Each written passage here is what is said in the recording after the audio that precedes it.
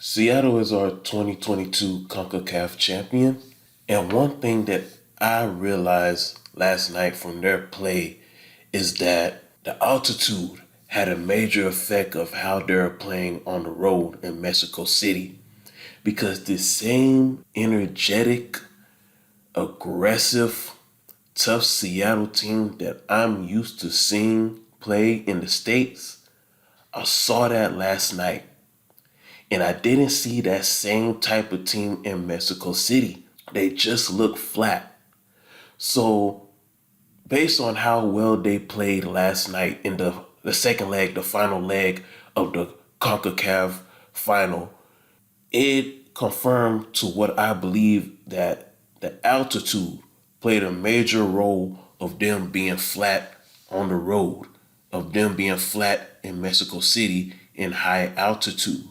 So this just goes to say, whenever you see your favorite MLS team or just your favorite football team, not only MLS, whether you're a La Liga fan, a Premier League fan, Serie A fan, whenever you see your team playing flat in a high altitude city, just know that they're being affected by that low quality of air.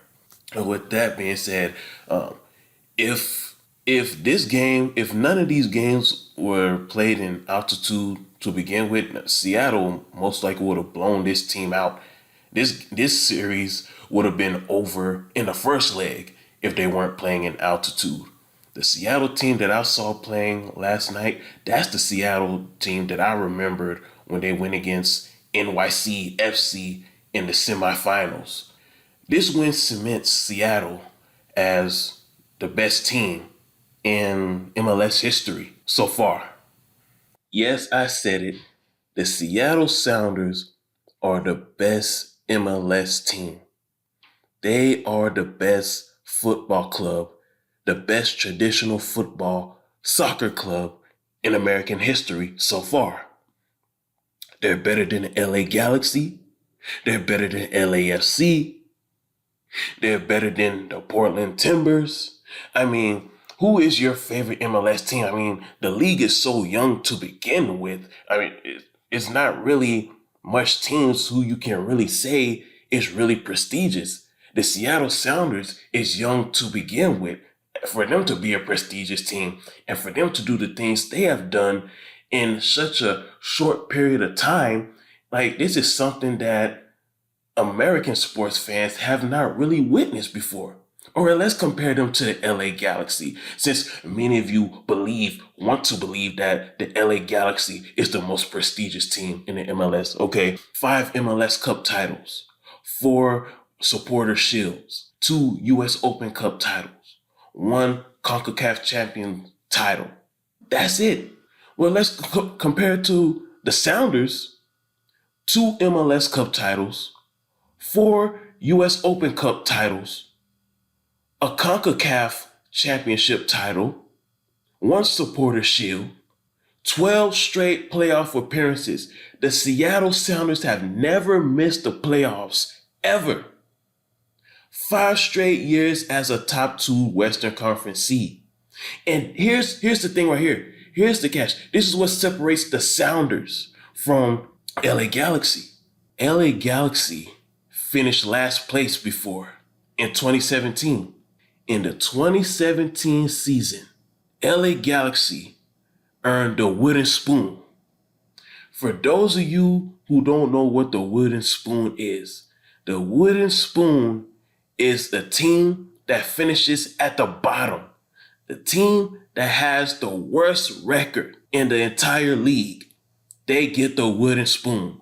Seattle has never had the worst record in any season. They have never finished last place in any season. This is what separates the Sounders from the LA Galaxy. The LA Galaxy has had a losing season. The Seattle Sounders have never had a losing season. This is why the Seattle Sounders is historically better than the LA Galaxy.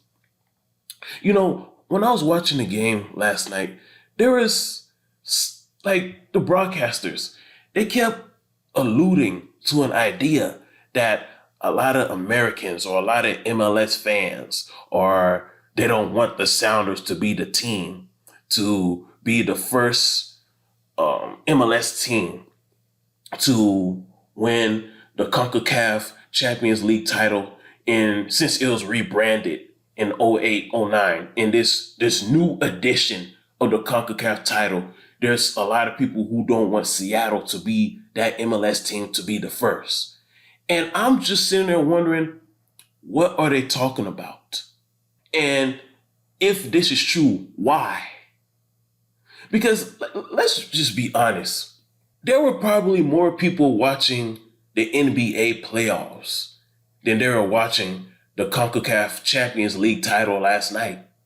There was probably more people watching the NHL playoff game than there were watching the Concacaf Champions League title. Listen, Major League Soccer is growing, but it's still not a top must-see TV sport for people to watch. So the people who were watching the game, a lot of them were most likely like me. Somebody who's still new to the sport. They haven't been watching it for the past 10 years, for the past 5 years. They just recently been watching it, and they're just trying to become familiar with it. They're just trying to understand it.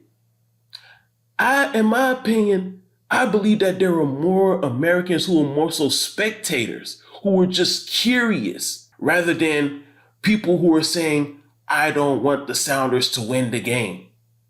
If there were people who were saying, I don't want Sounders to be the first team to win it, there are probably LA Galaxy fans, there are probably Timbers fans, Portland Timber fans, there are probably Vancouver Whitecap fans. But I don't believe that there's your typical American who's watching the game who don't know much about soccer saying, I don't want the Sounders to win it. If there were those who were saying that, there are most likely fans of other teams that have been watching the league for a long time. And for those people who did not want the Sounders to win, my question to you is, who did you want to win? Who did you want to be the first team to win the Concacaf League Championship in its current rebranding, in its current era? Who? Because there's not many MLS teams that have been as successful as the Sounders and as consistent, winning consistently as the Sounders, for you to rally around and for you to choose from. So who is it? The LA Galaxy? If it's not the LA Galaxy, then who else did you want? And if it's a LA Galaxy, you're most likely an LA Galaxy fan. And speaking of such, as I was watching the game last night, a thought came to my mind as shame on you. Shame on you to the clubs that have been around since the early 90s. The pioneer clubs. The clubs that have been around since the league first started in 1994. For you to not be the one that won the CCL for the first time. For you not to be the team that breaks through, that breaks the chains of mediocrity for the MLS. Shame on you.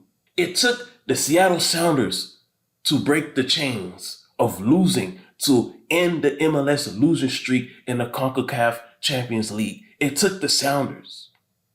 And quite honestly, based on history suggests that it should not have been. Now, if you're an MLS purist, whatever that means, but if you've been watching the MLS since the 90s, maybe that's what you're referring to.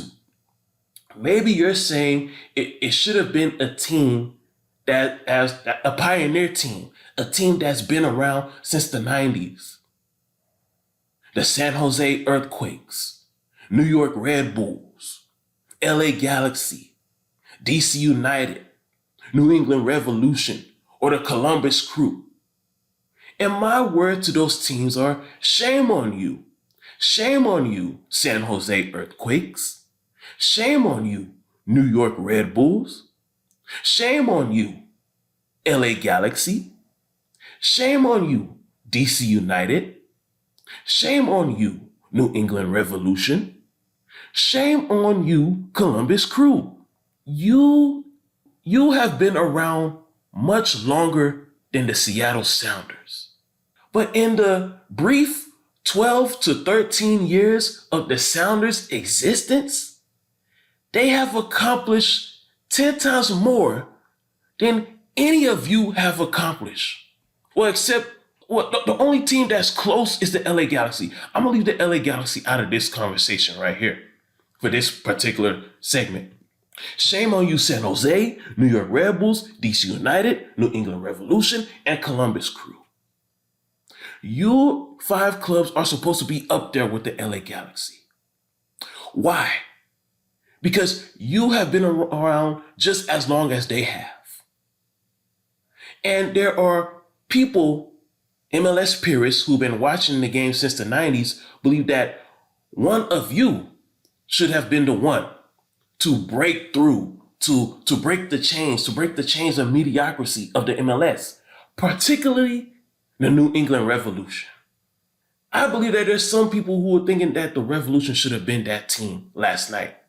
Like, the Revolution, it should have been the Revolution in place of the Sounders. It should have been the Revolution that have had the same amount of success as the Sounders. But it was not.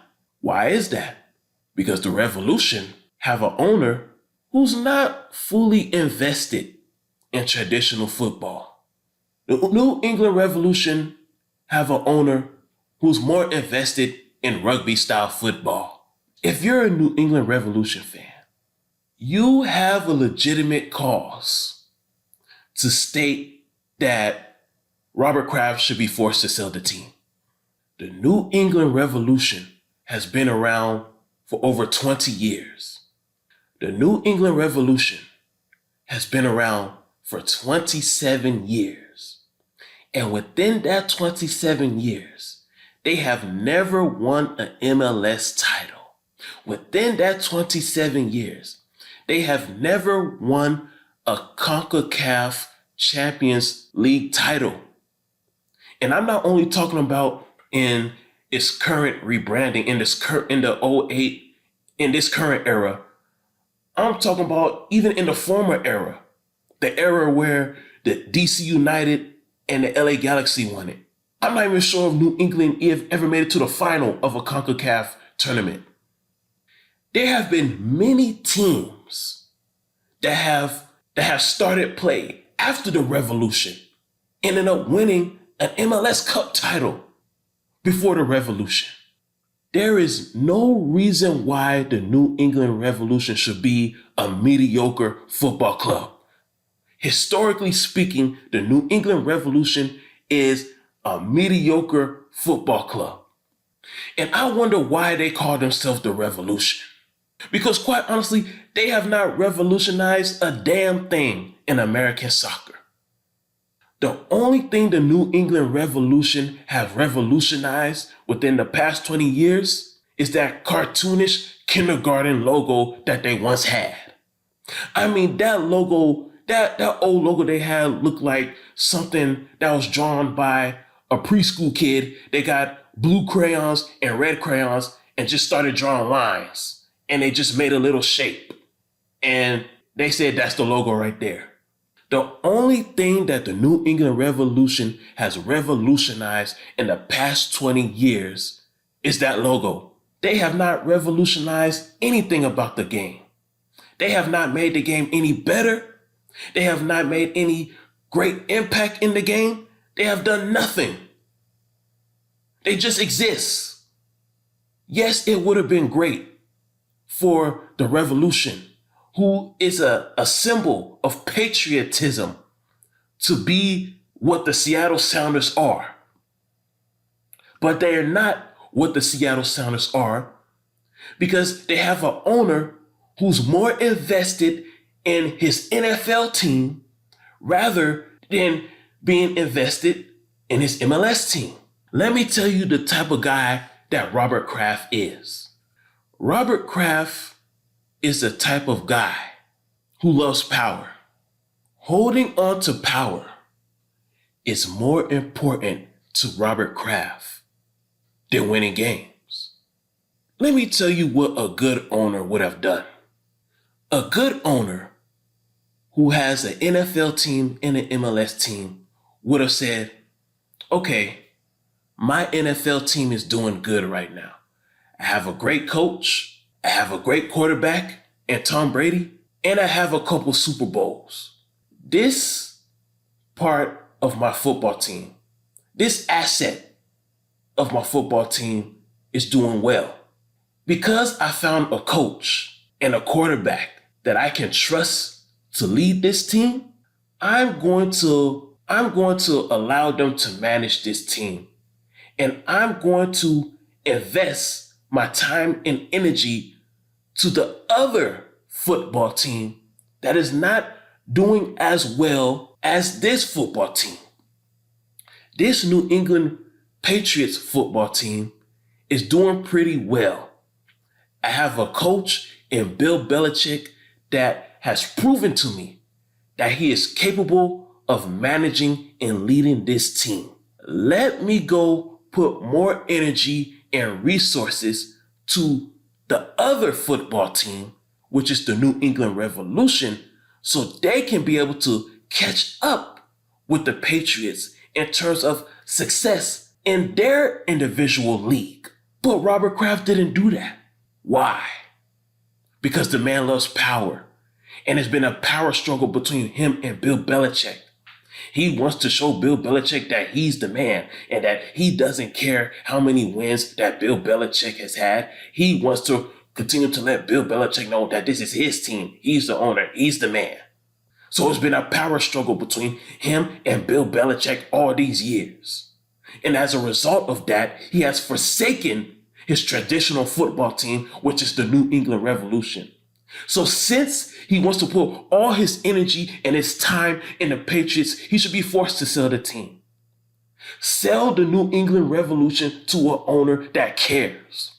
Sell the New England Revolution to a team who will put all of his time and resources into his MLS team. DC United.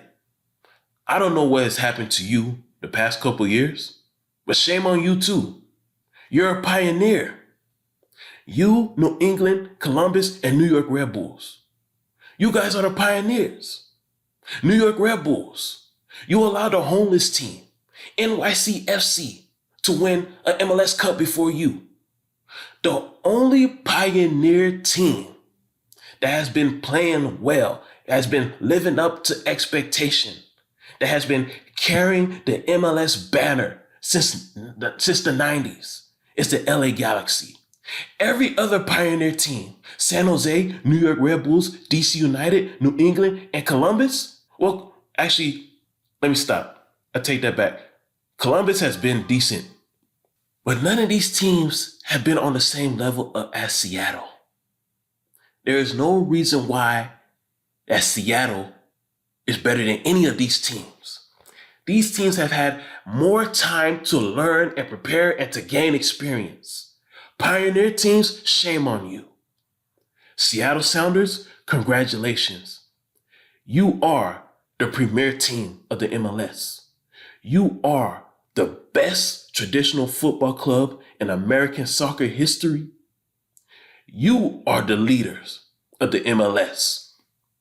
And the MLS will follow your lead. Now, moving forward, we need to continue to win. This is the golden era right here. The golden era has begun. We are now in the golden era of American soccer. The Seattle Sounders, they have cut the ribbon. The Seattle Sounders, they have broke the chains. And now we're running. We're running. We're not looking back. We're not worrying about what happened in the 2010 decade. This is a new era. We're not worried. We're not thinking about what happened in the 2000 decade. This is a new era. We're not worried about what happened in the 90s and the 80s and the 70s and the 60s. This is a new era of American traditional football. This decade is our coming out party. Now, the actual coming out party will not be until 2026. That's the World Cup season, because we're hosting the World Cup season along with Canada and Mexico. But the golden era started last night. This is why I said that game, I've been saying that game last night is not only about Seattle. It's not only about MLS. This is about the state of American soccer. And brothers and sisters, ladies and gentlemen, boys and girls, older people, we are here. This is American soccer time, and we're running. The Seattle Sounders broke the chains. They broke the chains of mediocrity. They broke the chains of losing. They broke the chains of lousiness. MLS is in the race now. We're moving forward and we're not turning back. So what we do now, we continue to win. If it's possible for us to go on a winning streak of Concacaf titles, now is the time. This is not only about this year, and this is not only about the 2020 decade. This is also about the 2030s, the 2040s, and the 2050s. If we can at least win 7 to 8 out of 10 of these matches during the decade, if we win 7 out of 8 for the rest of this decade, if we win if we win 7 or 8 out of 10, at least 7 or 8 out of 10 during this decade of CONCACAF titles, 7 or 8 out of 10 in 2030, 2040, and 2050, we will eventually the MLS will eventually be taken serious. The growth of American soccer is going to continue to grow regardless, because the MLS is here. I don't care what happened in the 90s. I don't care what happened in the 2000s. I don't care what happened in 2010. I'm looking at now, because the MLS teams that I'm seeing, they look like real professional clubs that can compete with any other club worldwide. Any other club worldwide. The Concacaf Champions League, MLS, this is your Super Bowl. Your Super Bowl is not the MLS Cup. Your Super Bowl is not the US Open. Your Super Bowl is not the League Cup.